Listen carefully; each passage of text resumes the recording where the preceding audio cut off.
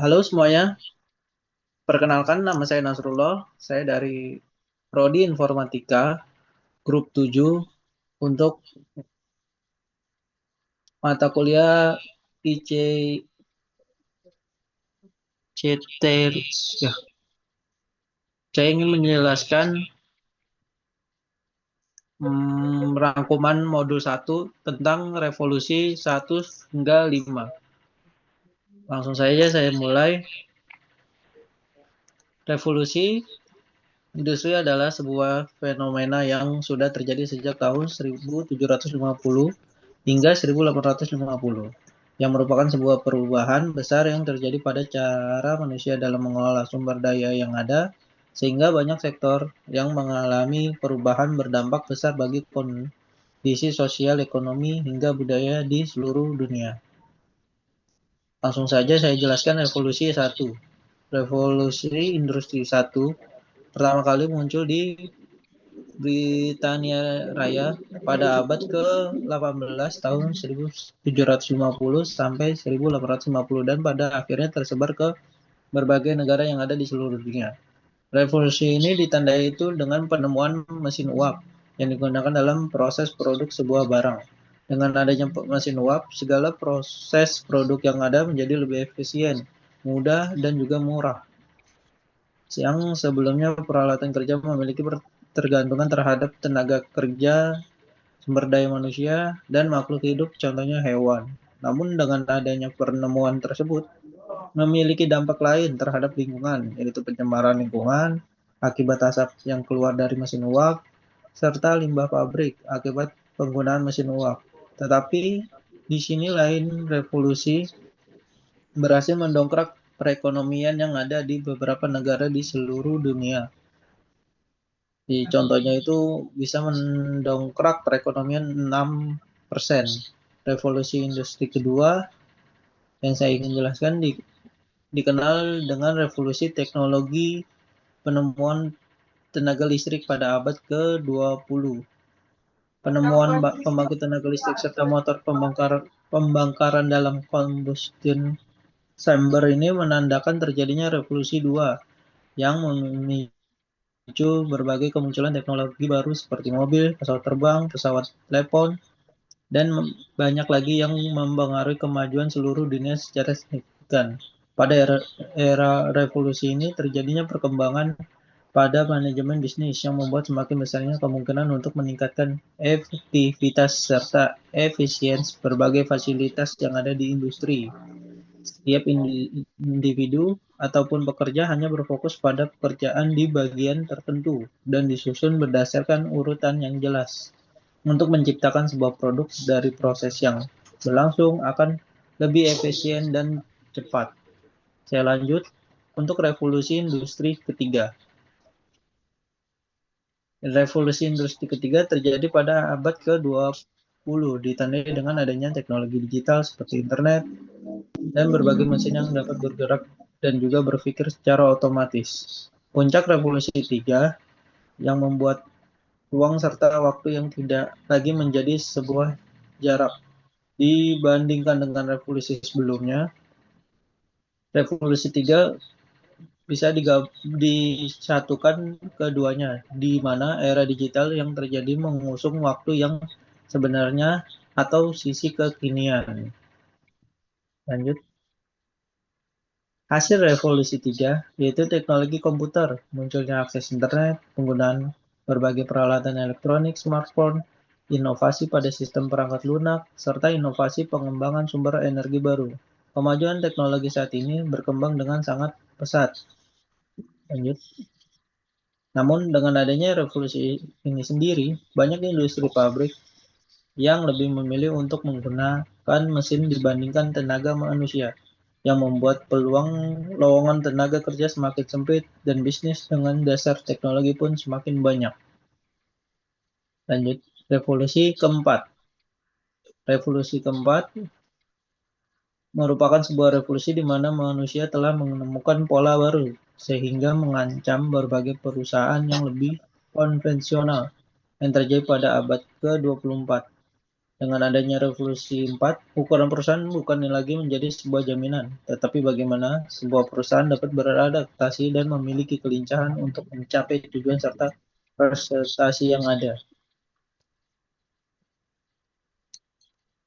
Revolusi yang terjadi tersebut meningkatkan kemampuan software serta internet yang juga membuat peningkatan efisien dalam sebuah perusahaan. Contohnya, penggunaan software untuk pengumpulan data historis mesin yang dapat digunakan untuk mengatur maintenance bulanan secara otomatis. Berdasarkan survei yang dilakukan pada tahun 2018 hingga 2022 yang terdiri dari High Speed Mobile Internet AI atau Artificial Intelligence, Cloud Technology, serta Big Data Analysis. Pada era ini, pesaing ditunjukkan ke bagaimana setiap perusahaan mampu memberi inovasi, pelayanan yang maksimal, serta kecepatan sebuah perusahaan dalam mengembangkan sebuah ide. Lanjut. Evolusi industri 5 diperkirakan oleh negara Jepang yang mengumumkan akan memungkinkannya revolusi konsep industri 5 yang disebut sebagai era kebangkitan society. Konsep yang diusung pada industri 5 ini sendiri akan lebih fokus terhadap kombinasi antara pendayagunaan sebagai aspek seperti manusia atau data serta teknologi. Pada revolusi industri 4 yang memiliki fokus ke efektivitas produk, dan sedangkan revolusi 5 ditunjukkan oleh berfokus kepada kesejahteraan masyarakat secara keseluruhan. Contohnya di negara Indonesia, perusahaan seperti ojek online maupun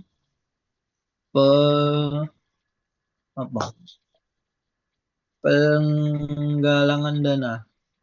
Lanjut. Cukup sekian dari saya. Terima kasih. Langsung presentasi aja atau gimana? Langsung aja Bang, perkenalan dulu Bang. Tidak.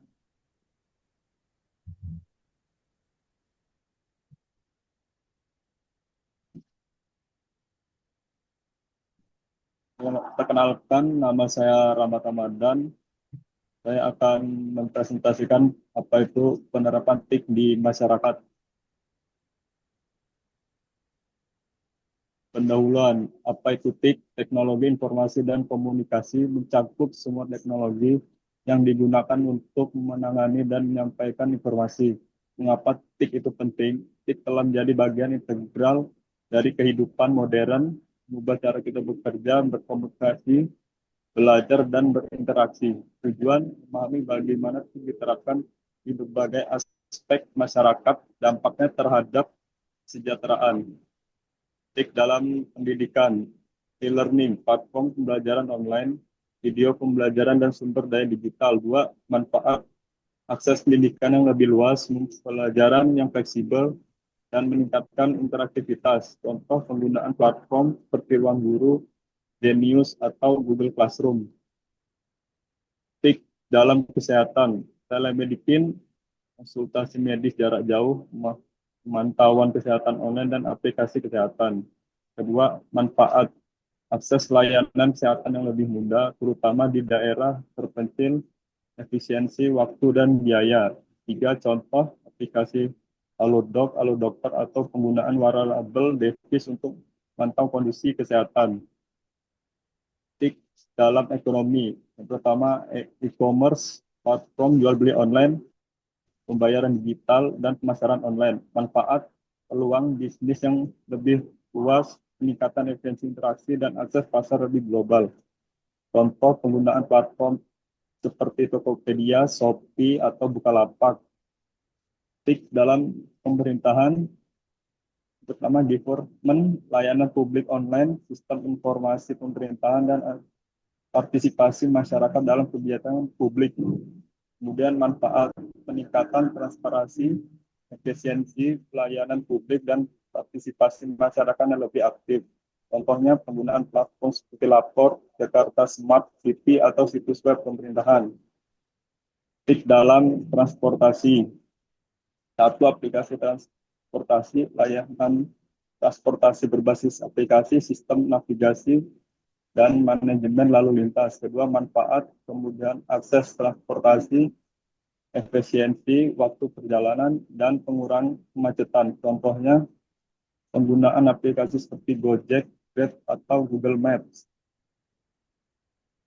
Kemudian, dalam pertanian presisi, penggunaan sensor drone dan analisis data untuk meningkatkan produktivitas pertanian.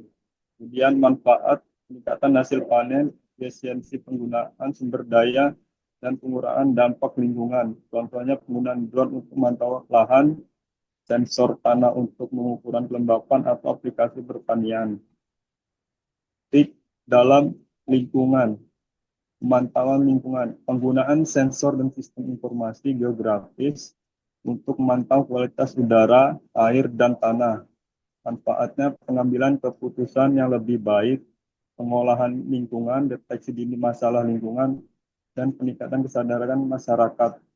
Contohnya penggunaan sensor kualitas udara, sistem peringatan dini banjir, atau aplikasi pelapor lingkungan.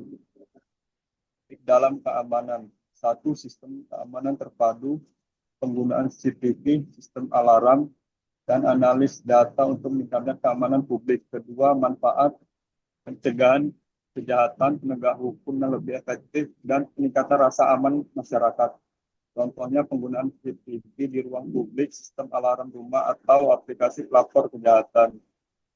Manfaat bagi masyarakat, meningkatkan kualitas hidup, akses informasi layan dan peluang yang lebih mudah, kemudian peningkatan produktivitas, efisiensi waktu dan biaya dalam berbagai aspek kehidupan, dan peningkatan konektivitas, kemudahan berkomunikasi dan berinteraksi dengan orang lain. Tantangan dalam penerapan kesenjangan digital, akses yang tidak merata terhadap teknologi dan internet, keamanan data, resiko kebocoran data pribadi, dan serangan siber. Kemudian literasi digital, kurangnya keterampilan dan pengetahuan untuk menggunakan teknologi secara efektif. Masa depan TIK di masyarakat, tren pengembangan teknologi seperti kecerdasan buatan atau AI, Internet of Things, dan blockchain. Potensinya transformasi yang lebih besar dalam berbagai aspek kehidupan masyarakat. Tantangan memastikan bahwa TIK digunakan kepentingan bersama dan tidak memperburuk kesenjangan sosial. Kesenjangan digital, pertama, definisi perbedaan akses dan teknologi kemampuan antara kelompok masyarakat yang berbeda. Penyebabnya infrastruktur yang tidak memadai, biaya yang mahal, dan kurangnya pendidikan. Solusinya investasi infrastruktur, program subsidi, dan pelatihan literasi digital. Keamanan data, kesenjangan digital, akses yang tidak merata terhadap teknologi dan internet, kemudian keamanan data, resiko kebocoran data pribadi dan serangan siber, kemudian literasi digital, kurangnya keterampilan dan pengetahuan penggunaan teknologi secara efektif. Literasi digital, definisinya kemampuan untuk menggunakan teknologi informasi dan komunikasi secara efektif dan aman. Pentingnya memastikan masyarakat dapat memanfaatkan TIK untuk meningkatkan kualitas hidup mereka. Kemudian solusi, program pelatihan, kurikulum pendidikan yang relevan, dan kampanye kesadaran. Kesimpulannya, TIK adalah kunci untuk meningkatkan kesejahteraan masyarakat di era digital. Kemudian penerapan TIK yang harus dilakukan secara bertanggung jawab dan berkelanjutan. Kemudian kerjasama antara pemerintah, swasta, dan masyarakat sangat penting untuk mencapai tujuan. Berikut ini 5 sumber referensinya. Sekian dari saya, terima kasih.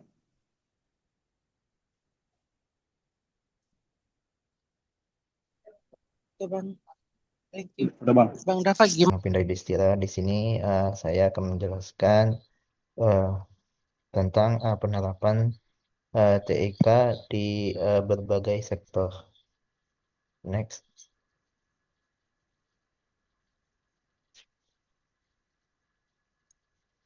Penerapan teknologi informasi dan komunikasi di berbagai sektor. Bab 1 pendahuluan, latar belakang perkembangan teknologi informasi dan komunikasi telah memberikan perubahan besar dalam kehidupan manusia. Hampir seluruh sektor kini bergantung pada teknologi untuk meningkatkan efisien, kualitas layanan, serta kemudahan akses informasi. Mulai dari pendidikan, kesehatan, bisnis, pemerintahan, hingga industri lainnya. Yang kedua, rumus masalah. Apa yang dimaksud dengan teknologi informasi dan komunikasi? Dua, bagaimana penerapan TIK di berbagai sektor kehidupan? Tiga, apa manfaat dan dampak dari penerapan TIK? 1.3 tujuan penulis menjelaskan pengertian TIK, menguraikan penerapan TIK di berbagai sektor. 3, menjelaskan manfaat dan dampak TIK dalam kehidupan sehari-hari.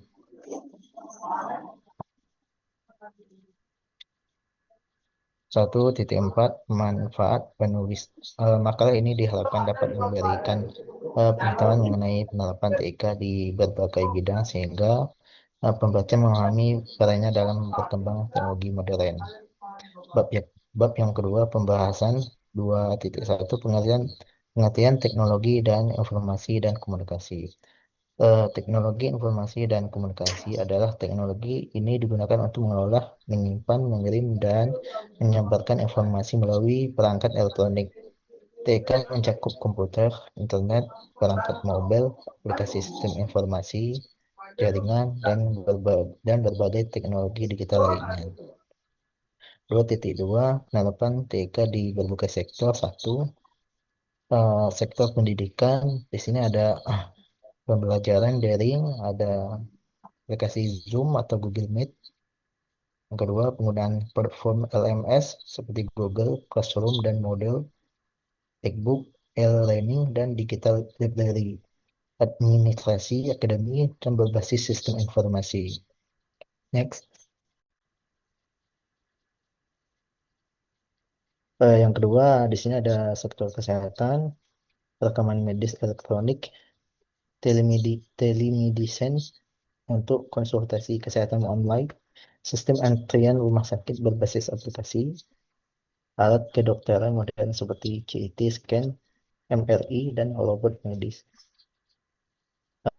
Di sini ada ketiga, sektor pemerintah, e-government, pajak online, ektp, dan melalui portal informasi pemerintah. Yang keempat, di sini ada sektor bisnis dan perdagangan seperti e-commerce, Shopee, Tokopedia, Lazada, sistem transaksi digital, QRIS, dan e-wallet, dan digital marketing melalui media sosial, manajemen perusahaan dengan software ERP dan CRM. Next. Yang kelima, di sini ada sektor transportasi, ada aplikasi pemesanan Gojek atau Grab, sistem navigasi GPS, tiket elektronik, tiket pesawat atau tiket kereta atau bus, intelijen transportasi sistem ITS. Yang keenam, di sini ada sektor industri manufaktur, otomatis, mesin dengan robot untuk monitor proses produksi, sistem manajemen gudang digital. Yang ketujuh, di sini ada sektor pertanian, smart farming menggunakan sensor dan drone, irigasi otomatis, aplikasi informasi cuaca dan harga komoditas. Next.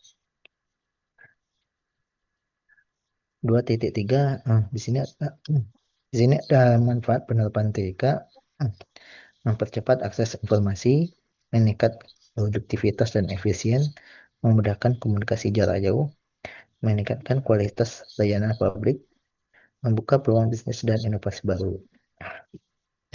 2.4 adapun dampak penerapan TIK, dampak positifnya, proses pekerjaan lebih cepat dan akurat, meningkatkan kualitas pendidikan dan kesehatan, memudahkan koordinasi dan kolaborasi. Adapun dampak negatif di TIK, ketergantungan pada teknologi, ancaman keamanan data cybercrime, berkurang interaksi sosial langsung, menuntut peningkatan kompetensi SDM. Next.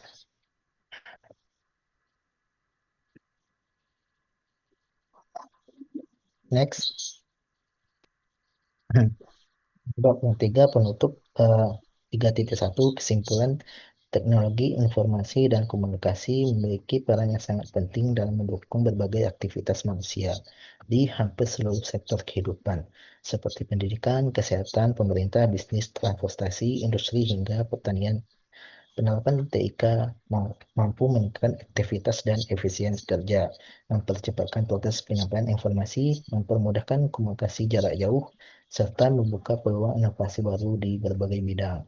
Namun demikian, perkembangan TIK juga membawa dampak negatif yang perlu diperhatikan seperti meningkatkan ketergantungan terhadap teknologi, risiko kebocoran data pribadi, kejahatan siber, serta berkurang interaksi sosial secara langsung. Oleh karena itu, diperlukan pemahaman yang baik dalam penggunaan teknologi agar TIK dapat dimaksimalkan dan dampak negatifnya dapat diminimalkan.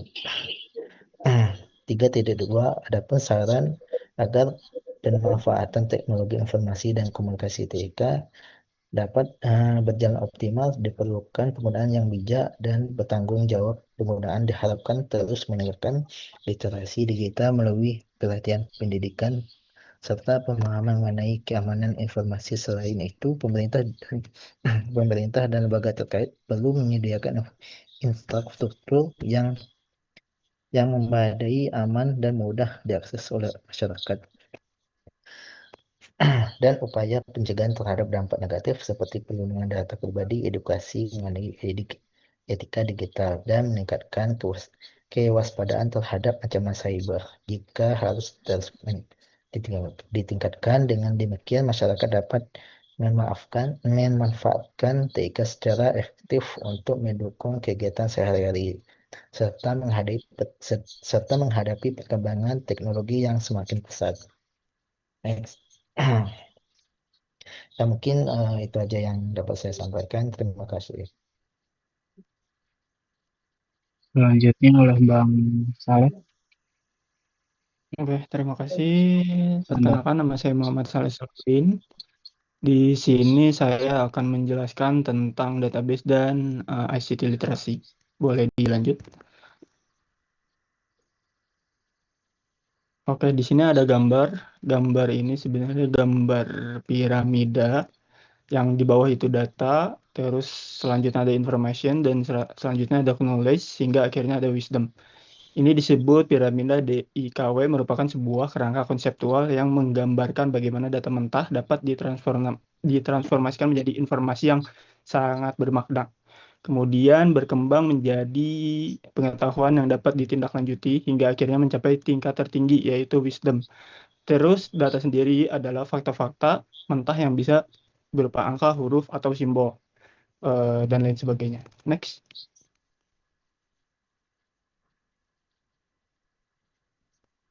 Oke, selanjutnya di sini ada transformasi, informasi, dan knowledge. Di sini proses transformasi dari data menjadi informasi melibatkan beberapa tahap penting, yaitu kontekstualis untuk memahami manfaat data, terus ada categorize untuk mengelompokkan komponen kunci, terus ada calculate untuk menganalisis secara matematis, corrected untuk menghilangkan kesalahan, dan condensed untuk meringkas data menjadi bentuk yang lebih mudah dipahami. Selanjutnya.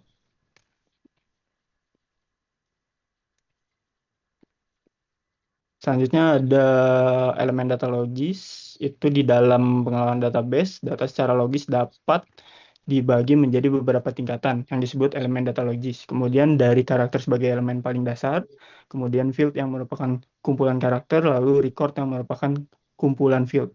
Selanjutnya field atau table yang berisi kumpulan record, dan yang terakhir adalah database itu sendiri sebagai koleksi terintegrasi dari seluruh elemen tersebut. Record biasanya memiliki primary key yang berfungsi sebagai pengidentifikasi unik untuk membedakan satu record dengan record lainnya sehingga tidak ada duplikasi data. Next. Oke, di sini ada masalah tradisional field processing. Jadi untuk sistem tradisional field processing terdapat beberapa permasalahan serius seperti data redundancy, di mana data diduplikasi di banyak tempat sehingga menyebabkan inkonsistensi atau lack of data integration yang menyulitkan pengelolaan data dari berbagai sumber. Data dependensi yang mengharuskan perubahan program setiap kali format data berubah, serta lack of data integrity yang membuat akurasi dan kelengkapan data menjadi tidak terjamin. Next.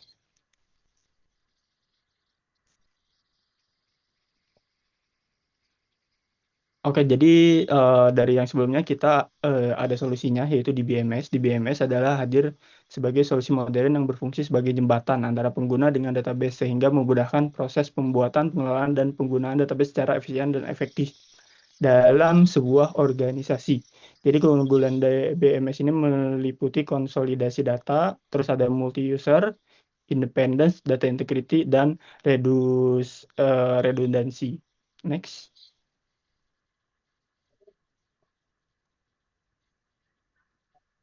Jadi contoh penerapan database umumnya sebenarnya di kita pun di Unsia sebenarnya pakai siakat seperti Adlink atau siakat itu sendiri. Lalu ada beberapa juga seperti e-commerce yaitu Shopee, Tokopedia itu startup-startup besar itu tentunya dia pakai database. Di situ semua ada database dan tentunya udah ada di BMS-nya juga. Next.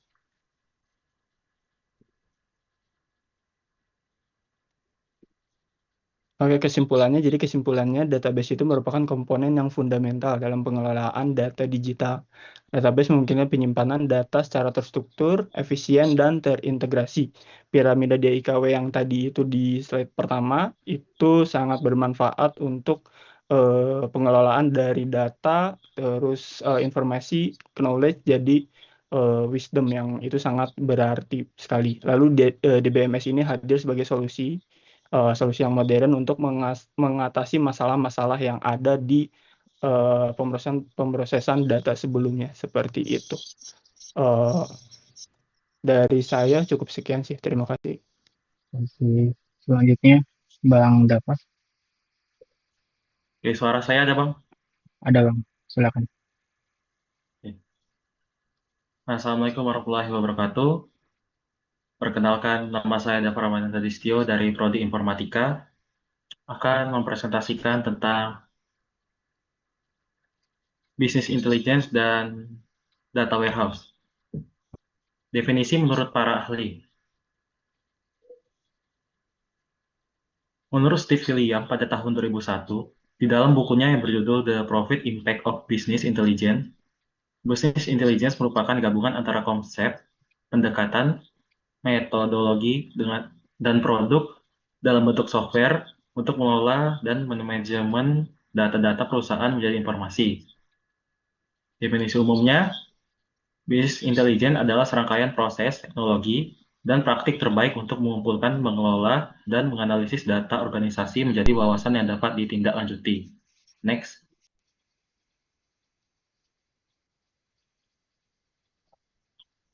Adapun 5 konsep dasar Business Intelligence, yang pertama ada data sourcing, itu pengumpulan data dari berbagai sumber dengan berbagai format data di dalamnya.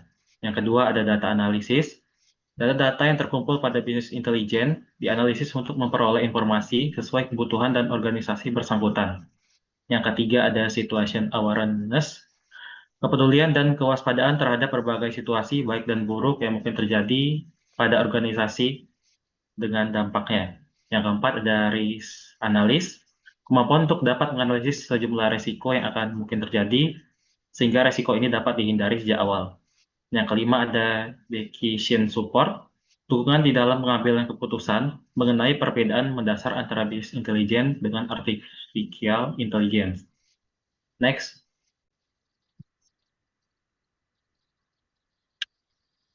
Adapun 4 level pada business intelligence.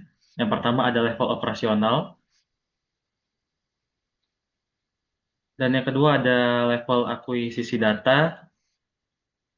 Yang ketiga, level penyimpanan data.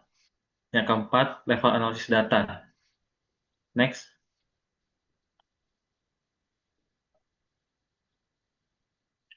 Selanjutnya ada data warehouse.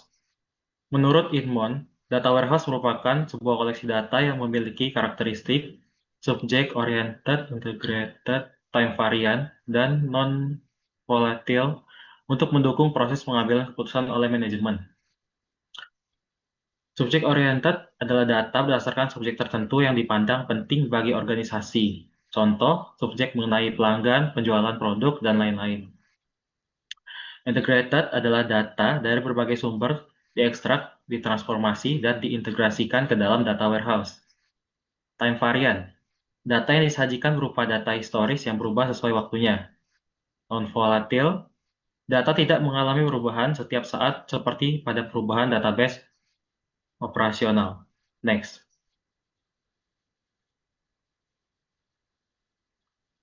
Hubungan bisnis intelligence dan data warehouse. Business intelligence berbasiskan data warehouse. Data informasi sebagai output yang diberikan oleh data warehouse memiliki kualitas yang terjamin sebagai sumber business intelligence itu sendiri. Next.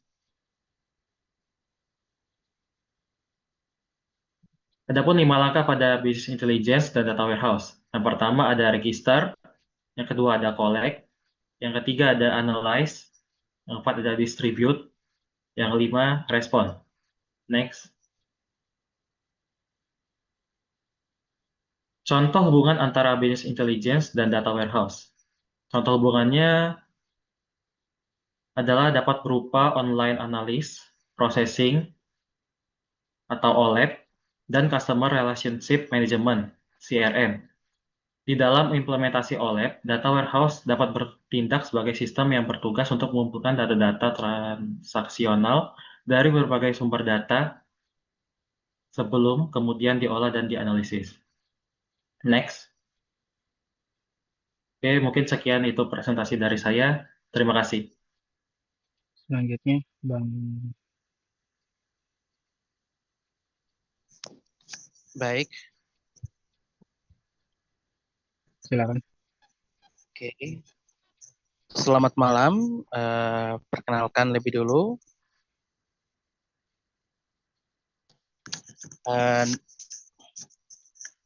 Nama saya adalah Primus Lekoi dan saya akan membawakan materi yang keenam yaitu tentang internet. Next. Yang pertama tentang asal-usul internet atau sejarah singkat. Internet bermula pada akhir tahun 1960 di Amerika Serikat. Saat itu Departemen Pertahanan Amerika Serikat melalui lembaga bernama ARPA, Advanced Research Project Agency, mengembangkan sebuah jaringan komputer yang dapat tetap terhubung meskipun sebagian jaringannya rusak. Jaringan ini disebut ARPANET. Lalu selanjutnya pada tahun 1970 sampai 1080-an, para ilmuwan komputer seperti Vint Cerf dan Robert Kahn mengembangkan protokol komunikasi bernama TCP atau IP yang memungkinkan komputer-komputer berbeda dapat saling berkomunikasi secara standar. Pada 1 Januari 1983, ARPANET resmi beralih menggunakan TCP atau IP. Sehingga hari ini sering dianggap sebagai lahirnya internet modern. Lalu pada tahun 1990, ilmuwan bernama Tim Berners-Lee di CERN menciptakan World Wide Web atau WWW, sebuah sistem halaman web yang bisa diakses melalui internet. Penemuan ini membuat internet makin mudah untuk digunakan oleh masyarakat umum. Dan masuki tahun 1990 sampai 2000-an, internet berkembang pesat dengan munculnya email, mesin pencarian, media sosial hingga smartphone. Dan sekarang internet menjadi bagian penting kehidupan manusia, digunakan untuk komunikasi, pendidikan, bisnis, hiburan, dan hampir semua aspek kehidupan modern. Next, selanjutnya. Ya, selanjutnya. Baik, kita lanjut kepada sistem kerja atau prinsip kerja dari internet itu sendiri. Baik, sistem kerja internet, komputer atau HP atau perangkat lainnya terhubung ke internet melalui WiFi, data seluler atau kabel. Saat perangkat tersebut tersambung, terkoneksi tersebut melalui penyediaan layanan internet seperti Telkom, IndiHome, XL, dan lain-lain. ISP memberikan alamat IP agar perangkat bisa dikenali di jaringan internet. Saat kita membuka website, perangkat mengirimkan permintaan ke server website tersebut. Permintaan ini dikirim dalam bentuk paket data kecil. Paket data melewati banyak router di berbagai negara hingga mencapai server yang menyimpan website. Server menerima permintaan lalu menyiapkan jawabannya. Selanjutnya server mengirimkan kembali data website dalam bentuk paket data, lalu paket-paket ini dikirim kembali ke perangkat melalui jalur internet yang sama. Next. Ya, secara garis besar bahwa proses permintaan dan respon seperti kita lihat pada slide bahwa dimulai dari permintaan pengguna, kemudian dilanjutkan dengan pemrosesan server, dan terakhir perakitan dan tampilan. Sehingga secara garis besar melalui alur perangkat mengirim permintaan, lalu kemudian paket dikirim melalui maksud saya paket dikirim lewat jaringan, kemudian server membalas, dan setelah itu lanjutkan dengan data kembali perangkat dan ditampilkan melalui browser kita, sehingga kita bisa melihat seperti teks, gambar, maupun video. Demikian. Oke. Sesi terakhir.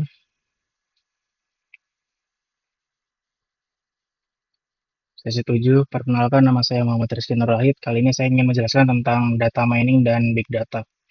Data mining, proses ekstraksi pola menarik dan bermakna dari data. Ini adalah bidang multidisiplin yang menggabungkan machine learning, statistik, basis data, dan visualisasi. Data mining memiliki dua fungsi utama. Fungsi deskriptif, yaitu untuk memahami lebih jauh tentang data yang diamati. Yang kedua, fungsi prediktif, yaitu untuk memprediksi pola tertentu dari data di masa depan. Proses data mining terdiri dari 6 tahap berurutan. Yang pertama, business understanding, yaitu memahami tujuan bisnis yang ingin dicapai. Yang kedua, data understanding, yaitu mengumpulkan data dari berbagai sumber dan lokasi. Yang ketiga, data preparation, yaitu memilih dan membersihkan data agar siap diproses. Sebagai contoh, pada tahap ini data yang tidak lengkap atau tidak konsisten diperbaiki. Lalu yang keempat, modeling, yaitu membangun model dari dataset menggunakan algoritma. Yang kelima, evaluation, yaitu mengevaluasi apakah model yang dihasilkan sudah memenuhi tujuan. Yang keenam, deployment, yaitu menerapkan model ke dalam sistem dan memantau kinerjanya. Selanjutnya, big data. Big data adalah kumpulan data yang sangat besar, kompleks, terstruktur maupun tidak terstruktur, dengan perubahan yang sangat cepat. Untuk mengolah data mentah ini membutuhkan teknik khusus karena tidak dapat lagi ditangani oleh teknologi basis data tradisional. Menurut Doug Laney, big data dicirikan oleh 3 V. Yang pertama, volume, besaran data yang sangat besar. Yang kedua, velocity, kecepatan data yang dihasilkan dan diproses. Yang ketiga, variety, ragam jenis data seperti teks, gambar, video, dan sensor. Selain itu, ada 2 karakteristik tambahan. Yang pertama, value, yaitu nilai yang dapat diambil dari data. Yang kedua, veracity, keakuratan dan kualitas data. Cara kerja big data melibatkan 5 langkah, yaitu menetapkan strategi big data, menetapkan tujuan bisnis, dan rancangan infrastruktur untuk mengelola data secara efektif. Yang kedua, mengidentifikasi sumber big data, seperti data streaming dari IoT atau media sosial. Yang ketiga, akses, kelola, dan simpan data, dengan memastikan kualitas dan tata kelola data. Yang keempat, analisis data, memproses dan menganalisis data mentah tersebut untuk menentukan data yang relevan menggunakan teknik data mining. Yang kelima, membuat keputusan berdasarkan data dengan menggunakan hasil analisis yang terpercaya. Contoh studi kasus, sistem rekomendasi di platform e-commerce seperti Tokopedia atau Shopee. Secara big data, platform ini mengumpulkan data dalam volume besar, seperti transaksi atau klik, variety, teks gambar, ulasan, dan velocity, data real time. Mereka juga memperhatikan value dan veracity. secara proses data mining, business understanding, tujuannya adalah meningkatkan penjualan. Secara data understanding dan preparation, data riwayat belanja pengguna dikumpulkan dan dibersihkan. Kemudian modeling, dibangun model dengan algoritma untuk menemukan pola. Pelanggan yang membeli A juga membeli B. Evaluation dan deployment. Model diuji dan diterapkan untuk menampilkan rekomendasi produk. Kesimpulan, Big Data adalah sumber data, sedangkan data mining adalah alat untuk menganalisisnya. Dengan menggabungkan keduanya, organisasi dapat mengambil keputusan yang lebih baik dan prediktif. Sekian dari kami kelompok 7. Terima kasih. Cut. Udah guys.